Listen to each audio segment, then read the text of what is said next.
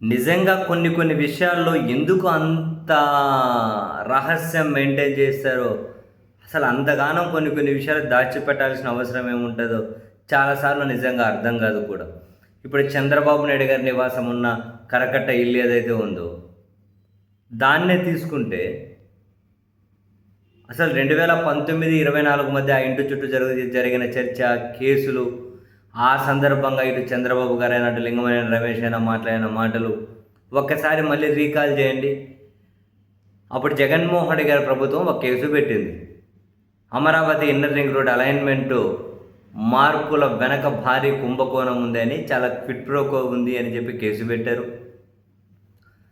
So alignment మార్చి చాలామందికి ప్రయోజనాలు కల్పించారు.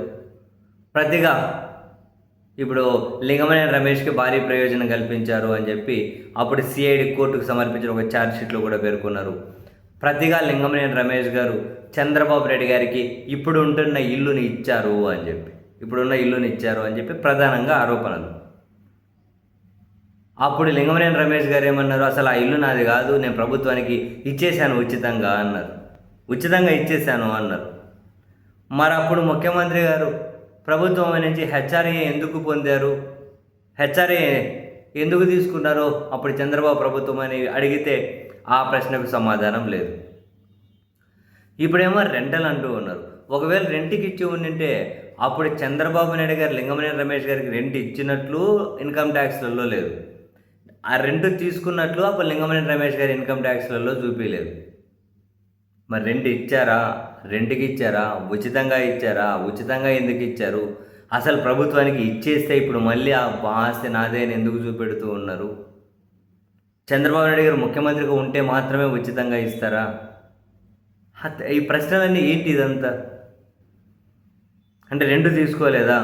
ప్రభుత్వానికి ఉచితంగా ఇస్తే ముఖ్యమంత్రి ఉండడానికి మంచిదేం, పెద్ద హృదయంతో ఇచ్చారనుకుంటే మరి ప్రభుత్వం వైపు నుంచి హెచ్ఆర్ఏ తీసుకున్నారు కదా, ఆ రికార్డ్స్ ఉన్నాయి కదా, మరి అదేంటి అని అంటే ఎవరు దేనికి సమాధానం ఉండదు. ఎందుకు ఇంత సీక్రెట్స్ ఏముంటుంది, ఇంత రహస్యాలు ఏముంటాయి, ఇంత సీక్రెట్స్ ఏముంటాయి?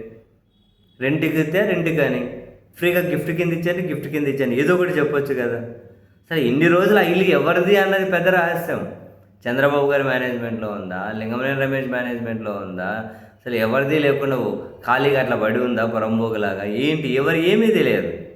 ఇప్పుడు లింగమనేని రమేష్ గారేమో 2 సర్వే నెంబర్లు ఇస్తే అది నాదేనని చెప్పి అందులో ఉన్న భవనానికి ప్రభుత్వంతో రెంటలు కుదుర్చుకున్నానని రెంటల్ అగ్రిమెంట్ చూపెట్టి,